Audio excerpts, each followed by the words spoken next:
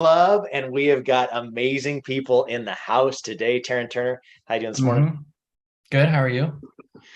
Pretty much amazing, only because Darren James is here. Like seriously, here's the deal. Darren makes every room better. That's just it. When a guy comes on and has to turn around and erase stuff off his whiteboard because he's got so many good trade secrets behind him, he's like, "Hey, listen, I'll be interviewed on the show, but you're not seeing my magic. You know it's going to be a good one." We'll Yep. do the call for free, but you got to pay for the secrets on the whiteboard. Bro, that's a marketing technique right there. You're like, hey, listen, I had to erase these, but if you want me just to go backwards, you can. I'll take it. That could be some cool marketing strategy right there. Yeah, absolutely. The takeaway. Darren, thanks so much for joining us this morning on Ops Experts Club. How's your morning going, brother? Thanks for having me. No, it's been a great morning so far. Pleasure spending time with you guys. And if anything, I'm the fortunate one to be here. I've learned a lot of stuff from you and your group, and it's gonna be fun. It's gonna be a fun time.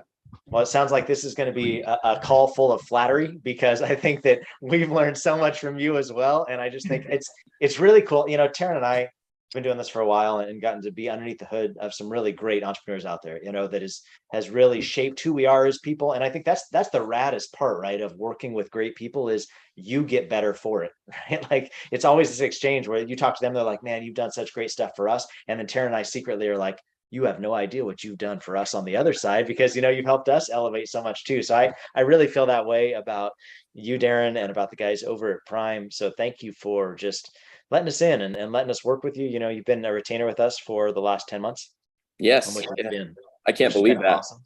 Is I that still crazy? remember our meeting. It was in the winter. There was like 2 feet of snow on the ground, and Aaron came in and introduced himself to the team, and it was a no-brainer that day. So can't believe it's been Well, 10 months. and you can be totally honest. Like you can be totally honest with this group.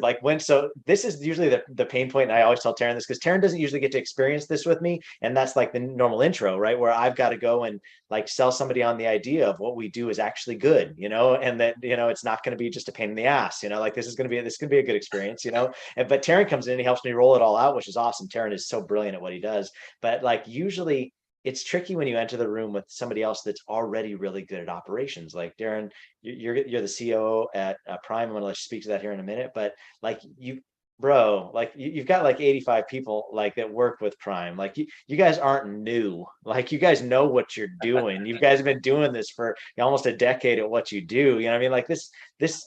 So sometimes like coming into a room, there can be some like perceived friction point of guys like between me and you. You know what I mean? Like the visionary is like, that guy's really good at what he does because it's not good at what he does, right? Visionary doesn't like ops, so it's easy for me to impress the visionary. But then when I roll up next to a guy like you, who's obviously a badass at what he does, there's that whole, how are we going to like each other? Because it can be really easy, I think, for operations, whoever's owning operations, to feel like, who's this guy? Why? Because come on, visionary rolls new guys at operations guy all the time. He's like, visionary's impressed with something new, rolls it at the ops guy, and then the ops guy is like the gatekeeper of, yeah, but is this a good decision or is this not a good decision? Is this going to be a good fit? Is this not going to be a good fit? So I know when Steve brought me into the room that day, I think it was right after your annual planning or something like that, and you're like, hey, and he had already made the decision and he was introducing it and you didn't get much buy-in time, you know what I mean? And he's like, I've asked Aaron to come and do this thing. And like my read on the room, because it was a boardroom style, lots of people in the room. And I'm like,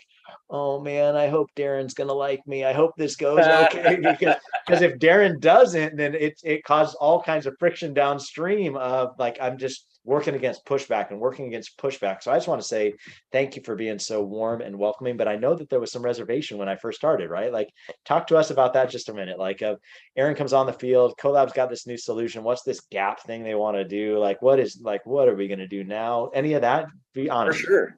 No, it was great. And I'm happy to be candid. I feel like Yeah. the rollout and in hindsight, like everything's gone according to plan and it's been amazing. And Yeah. just to speak to when the decision was initially made, like whether it was from you and the Collab team or a company similar to you, like we needed an outside perspective. And being the person over operations in our building, like there's a level of insecurity or doubt where it's like, hey, like I want to do this. I want to be the person that's leading the charge and be the person that's coming up with the game-changing formulas and the processes that are ultimately going to result in scaling a company. And so I'd be lying if I said I didn't have those insecurities or those doubts. But from the time like you presented in that room, and then also in my interactions with you subsequently, the Collab team specifically has done an awesome job at bringing a language, an expertise, a knowledge, and a process, but also I guess intertwining or molding with our business and making it fit to how we are. Like, I didn't feel like you ever stepped on our toes. I didn't feel like I was ever being told what to do. It was more of like a gentle nudge, a strong suggestion. And when I really took a step back, swallowed my pride, and understood, like, we needed an outside voice to be loud and to say, hey, like these are the things that, these are the obstacles you face, and these are the recommendations we have to tackle it. I don't think having the relationships I do with people I work with, that it would have been received the same if I did it versus like you and the Collab team. So thank you for that. And I would strongly endorse or recommend people working with you, just because an outside perspective that's unbiased is always healthy. And sometimes people in the mud they're blinded. And so I've just appreciated you and your team giving us that perspective. And the way that you've done it is even more impressive, because never once have you ruffled feathers. Never once have you stepped on my toes. Never once have I felt intruded on. It's always been a healthy, good relationship. And thank you for that. Yeah, dude. I think that I think that's you. I couldn't have put that better. I think what you just, not about me, right? I'm like breaking my arm, patting myself on the back. I couldn't do that better. Right? No. What I mean by that is what you said about usually visionary. My experience with visionaries is they minimize operations. They're like, no, it's easy. No, that's gonna be easy, right, Taryn? Don't we? I feel like if there's one set of words we hear from visionaries most, it's, oh no, this is gonna be really simple. Oh no, this isn't gonna take any amount of time. And then Taryn and I always just think, oh, here we go. It's almost like when you give us that set of words, we actually know it's gonna be, you're actually asking us for a much bigger thing. So sometimes it's hard for internal team to get visionary even to understand, no, that's not as easy as it sounds, or that's not as simple as it looks. And sometimes just having an outside opinion of somebody that's been underneath the hood of all these different businesses, all these great entrepreneurs out there, which the Collab team has gotten the privilege to work with such powerful people out there. It's nice to be able to come alongside and say, hey, yeah, no, what Darren's saying is actually true. And let me tell you, if you keep pushing that direction, these are some of the things we've seen downstream that are going to happen. This is going to be a pain point. This is going to be a pain point. This is going to be a pain point. And it's not just us theorizing. It's like, no, we've had to walk this out, and we've stepped in those, like, where we've rushed the cart before the horse, and then like the wheels falling off on the backside is a pretty ugly fallout. So let's have a conversation, and deep breath. Taryn always is good on that part of things, of like, whoa, pump the brake. Like, is that really what you want to do? I'll do it, but let me tell you how that's going to go if we do. So I think there's a lot of, it's really cool when you can work with people, and it's just, we get it. We're in this together. How can we be an extra voice in the room? How can we, like we talked about, grease the gears? The gears are probably churning just fine, but there's friction and there's pain, and there's some things that if you just add a little bit of grease to the gears, that's going to make everything so much smoother. So I've done all this talking before we even start. So Darren, tell us about you. Tell us what you do. Tell us who you are. I gave a little snapshot, but tell us, man, how long you been with Prime, what your role is, what you do there. Absolutely. Yeah. So I've been at Prime Corporate Services it'll be 5 years in February. It's crazy how fast the time has gone. I had a relationship with Tommy, who, if any of our partners are on here watching this or whatever, he's kind of the face, and people know him. And we connected at a previous job, and he introduced me to Prime and created my path. So now I'm the COO and overall of operations. We're primarily a sales organization. We're great at creating leads, and we're great at creating customers. And, my primary function is to make sure the customer journey, all the way from becoming a lead all the way through our sales process, that they're handled from A to B to C to D and have a great experience while doing it. We've literally evolved from Google Docs, Post-it notes, just pure chaos, and not disorganization, but it was like there was a lot of monotony and mundane work and unnecessary processes. And I've really owned just implementing systems and processes and automations that ultimately take over a lot of the things that we do on a repetitive basis on the day-to-day. So it's been awesome. I think we had 25 people, and now we're inching close to 100. Our business is scaling rapidly, and to be honest, it's pure chaos every day. And following Taryn's advice, all I do is just wake up, take a deep breath, and let's roll with the punches and hope we keep our head above water, because that's what's going on right now. It's awesome.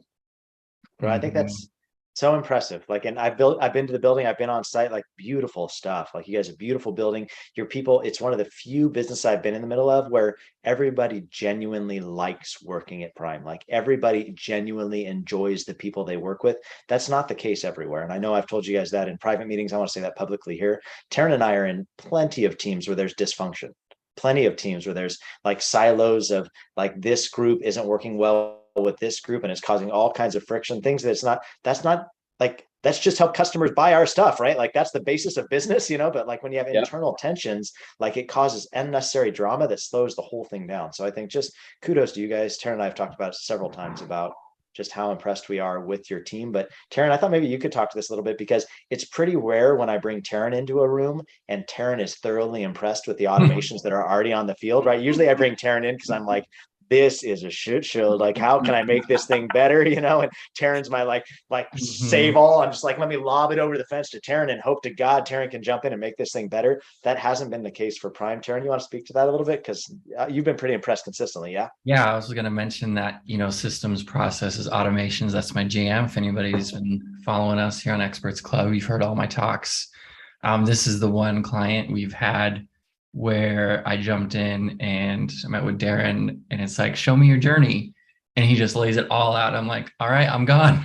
I have nothing to add to that. That's I actually haven't been amazing. able to get my foot in the door with Prime because, Darren, that was the one part where like everything is awesome here. Like that customer is going from A to Z wonderfully. I helped out with like a few small tech areas that helped free up some time. That was about it. This was a smooth operating automations, at least. I will say, as it relates to just Collab though, like I feel like Prime as a business may have been a little farther along than most of your clients in terms of our revenues, the number of employees and things like that.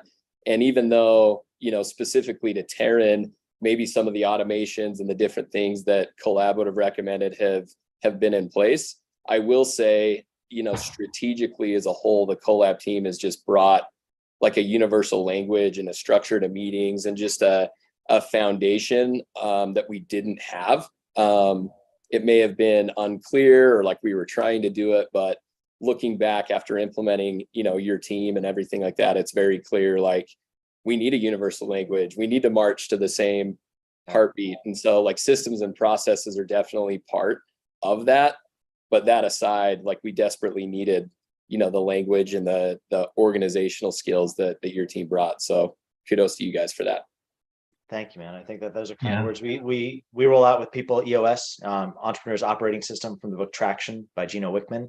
And I know I've told you this a lot, Darren, but I feel like your team at Prime is like one of my best case studies of how fast you've taken traction, because you had all the elements on the field. It was like, no, let's just align them. Like if we just, you have so much pulling power here. If we just like streamline this thing and strap everybody together and pull, you're going to chase the moon. And I feel like your guys' growth in 2022 is so impressive. Like, and I just, man, massive kudos to the pieces you put into place, and thank you for the kindness. I do think EOS has really helped like strap everybody in and like push everybody the same direction. But I think even just your scorecard is so beautiful. One of the things we help businesses with is help roll out scorecards, but it was so great because and I'd love to talk about this a little bit, Darren, as we get into some of your best stories, some of your biggest hurdles, but like rolling out Salesforce has been huge for Prime. It sounds like that was like one of your big successes, and it sounded like there was some apprehension at the beginning because Salesforce isn't cheap, especially the way you guys roll it out. Like that's an expensive decision sometimes for visionary. That's a bitter pill to swallow. That's a big mouth of medicine you just made them take, of how much that's going to take to get us to as clarity as we are. But what that did was it made your scorecard like magic, because I think that what was still happening when we rolled into the scene a lot of times was it sounded like Steve would be like, hey, could I see this report? Hey, could I see this piece of this? Or like there was a lot of still like grabbing at like things that still took time. Yeah, you had the data there, but it took somebody's time to go pull it, bring it back. Did they look at it? Did it even get looked at? Like, did it even scratch the itch? And I think that scorecards are great because we can streamline and align all the data. Here are the key metrics that everybody's heartburn is over every single week. And let's go line by line through them every week on our weekly L10s.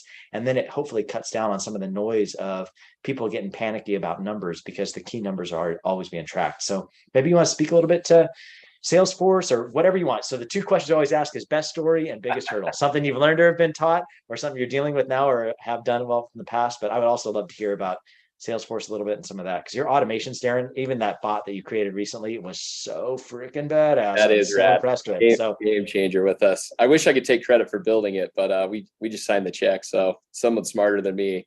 But you had the idea and you nudged it forward. I think it was good.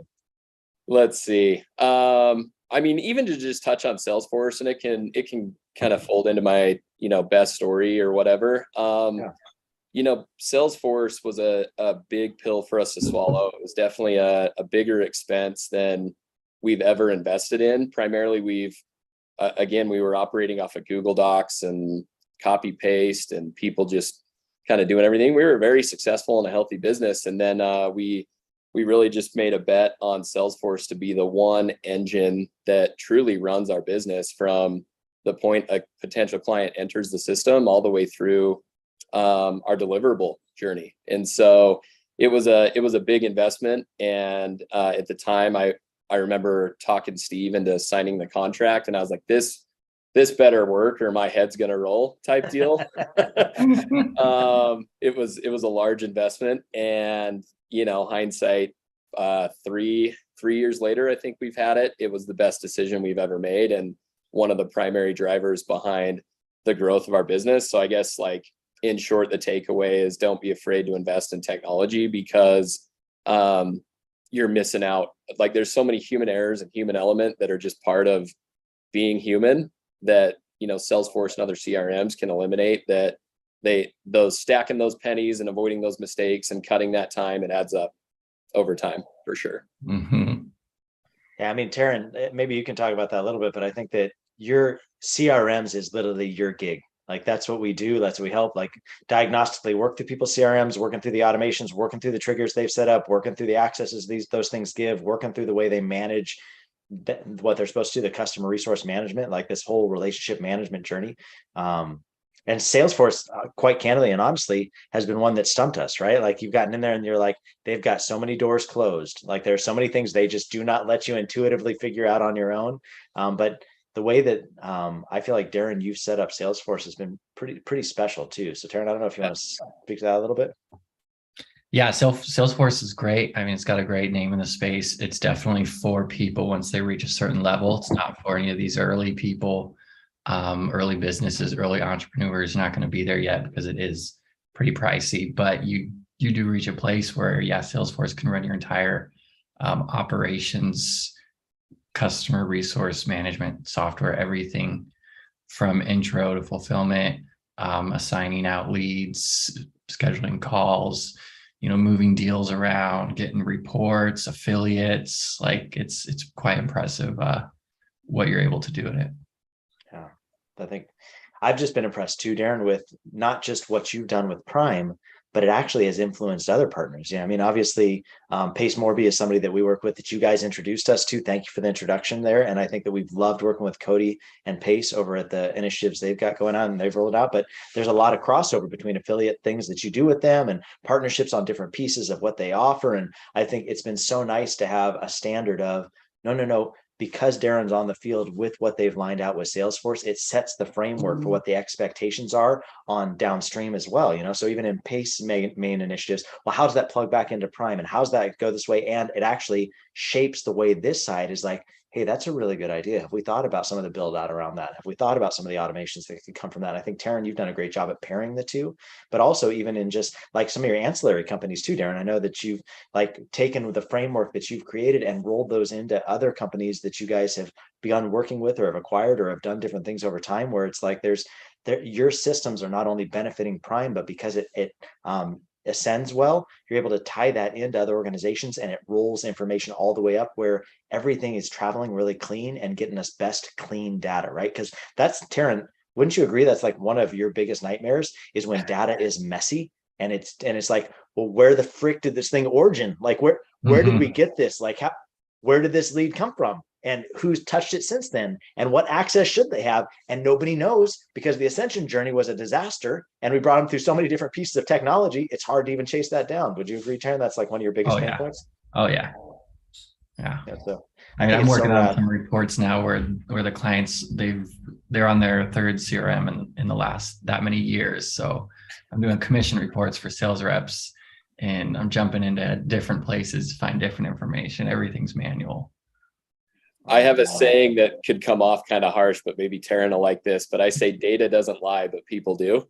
And so someone's always like, hey, I did this, or I sold this, or I promised and it's like, no, you didn't. The system says you didn't. And so we have a saying here at Prime too, where like, if it's not in Salesforce, it didn't happen, even if that's true. And it's because your data's got to be clean, and there's only we've built it in a way where it's like our source of truth. It's the Bible, it's the gospel, and whether it is true or not, if it's not true in our source of truth, which in our case it's Salesforce, or it could be Zoho or Infusionsoft, whatever you use, it's like it didn't happen. And so those are two funny sayings I throw at people quite often. So true though. The gospel of Salesforce, that's the truth. But I will say, especially, we don't deal with as many businesses that are so strong sales culture as you guys. Like, you literally are a sales engine. You know what I mean? Like, you guys, have dozens of guys out on the sales floor selling every single day. And I think if there's ever an opportunity for narrative-based lies to come and hit the scene, it's in a sales culture where sales guys are good, right? They're paid to manipulate people into purchasing in the best ways possible. Not negative, right? But like they're convincing people to buy, which means when they bring back data, it's going to be very easy for them to try and manipulate or sell you on whatever their spin or their story is. And it's so nice to be able to just say, no, data doesn't lie. Like, no, you didn't. If you didn't do it in Salesforce, you didn't do it at all, because it cuts all the BS out of the room. And I think you guys I get to run Tommy's sales leads L10. We've taken, the leadership team level L10s from the EOS model of a level 10 meeting for how you do meetings weekly. And we've rolled it out into some of your ancillary. Yeah, Moose. What's up, Moose? Dog. Moose hears me talk and he comes running. I love Moose. Anyway, so we roll it down to some of the ancillary departments. And so I've got to do sales leads L10s with Tommy's team. And those guys are just some of the best guys. But I think it's because you guys just hold a really clean, straight line. Like, are you successful or you're not successful? Let's look at the scorecard, because numbers don't lie. That. Like, it takes all the nonsense out of the room, and stacking them against each other and letting this sales guy talk to this sales guy, talk to this sales guy about their numbers. It's like, it's that fierce competition. But if you don't have good data, you can't put numbers like that on a board, and then you can't hold people accountable to them. So I think well done on that for you guys. It also influences behavior. So there's a lot of times where companies are frustrated because they can't get their employees to do things a certain way or follow the systems and processes in place because there's a workaround. And I feel like, we definitely have room to improve, but something Salesforce and those sayings have influenced is just the behavior that we want from our employees to make sure the information we want tracked is tracked. The way that they do it is the right way. And like I said, we've got a ways to go, and there's still some loopholes, but data is super important. And then, forcing that behavior in your CRM and your processes is definitely better than just relying on verbal communication. So good. So good. Okay. So best story, biggest hurdle, you got 6 minutes, choose whatever one you want and rally us through some stories, bro. We love stories. Cool. I'll do a couple. It's not really a specific story, but I guess this is more just advice, and something that I've learned over time is, my job is to calculate the strategy and the method and the reason of why we do things. And something people don't take into consideration as well as others is just the ripple effect or the long-term strategy in mind. And my advice to anybody is, whenever you make a decision, whether it's implementing a software, whether it's changing a policy, if it's changing a benefit or something to a product or an offer, that it might sound good on the surface, but really take a step back and poke holes in it from every direction. Is this operationally sound, and can we really meet the expectation that we're setting here? If we roll out a new offer, what ripple effect is it going to have from people who have bought previously, and is it going to cause issues once it hits the market? Can our team fulfill and meet the commitments and the promises that we're making and all of the claims? And I think what we've done a great job here at Prime is taking a step back and starting to really think long term and make sure before we commit to something, we're thinking a month, 3 months, 6 months down the road, and really deciding, like, do we want to put this out there, and are we signing up for something that is ultimately going to be a problem Right. in the future? And so we've learned the hard way. We've done it a few times. But it's not necessarily a specific story, but I just thought that for people that are operationally driven, a lot of mistakes I've seen is like things seem good in the moment, and then a month later it's like, oh, we should have thought of that, or oh, we should have done that differently. And so get as much perspective from every position possible to see, what ripple effect or what things you might not be considering, because I promise they surface, and it's a lot easier to get in front of prior to than the disaster of when customers start coming in and asking all the questions. So, So and then right now, geez, our biggest hurdle, like, it's a good problem to have, so I don't want to have a negative connotation to it, but it's like we are scaling at such a rapid pace that, like I said at the beginning, like we're treading water, keeping our head above water with the customers we have. And it's so awesome waking up knowing there's a line at the door. Aaron, I know you have coffee shops, clients, and all that stuff. And it's like, right. Imagine waking up and before you even open the door for the day, it's like there's 100 people in line wanting your coffee. And it's just like, it's hard to be negative about that, but it's like we're bursting at the seams, and it's awesome. So our biggest hurdle right now is just scaling as fast as our customers want us to. And going back to Salesforce and even just my previous comment, another thing I would say for business owners or people in operations is help people in your organization realize opportunity cost is the same as revenue lost. So what I'm saying by that is there's a lot of times when I'm talking about, let's go spend money. Let's go spend money on Salesforce. Let's go spend money on Terran, like Zapier. Let's go spend money on automations. And businesses are reluctant because of the price tag. But you got to look at, like, what are we losing by not having those? How much money am I paying one person to perform an act that a computer could do? So I'll give an example. We made an automation. We made an investment recently. It was $10,000 to do. And that investment eliminated 2 full-time employee work over the course of a year.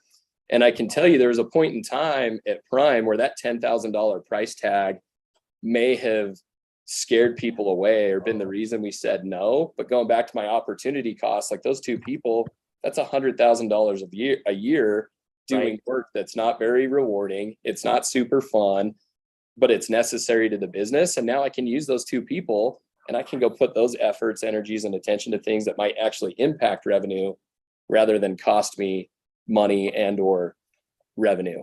And so I don't know if that's kind of the advice that you're looking for, but as I was reading through these questions, like, I think a lot of businesses bypass spending money, and it's a huge mistake, and it ends up costing them man hours, wages, insurance, and even revenue, where it's like, man, if I had a crystal ball and could look back on all the things we spent money on, I would have spent it day one and not even thought about it. And so I would attribute a lot of our growth to, and credit to Steve and other people that we work with that are signing off on these expenses, because they're not cheap, and it can hurt for a second, but if you have the confidence and it's well thought out, like, it takes money to make money. And I would encourage any operations person to talk to your owner, or if you're a decision maker, like, spend as much money as you can within reason to invest in technology and things that will help propel the business, and use your human capital to go create revenue, not push things along that, technology can do. So So good. Sure. So good. Darren, thank you for the wisdom, man. I think that I love what you said about it's not because sometimes people can hear automations are going to get rid of people, but it's like, no, no, no. It's not automations getting rid of people. It's that automations are getting rid of things that people don't have to do. Like that way it helps us to elevate the people and get best bang for our buck out of our people, right? Like manual aggregation, things that are taking things that are just like that don't require human touch. Like let's automate those. And you've done a great job with that. So Thank Darren, you, guys. man, we could talk for another half hour. So I know thank we you could. so much. Keep going. Thank you so much for your time today, man. So much respect for you and Steve and Tommy and all the guys over at Prime and everything that you do. I know we've loved Chris too, your CEO, your CFO, like everybody over there is just such a great group of people. So thank you for spending time with us on Ops Experts Club. I'm sure we might tap you on the shoulder a little bit further downstream and say, hey, come back. People are wanting part two. So thank you for let's do everything it. that you do for us. I'm down. Thank you guys. It's been a pleasure. Darren. All righty, guys. Have a great day.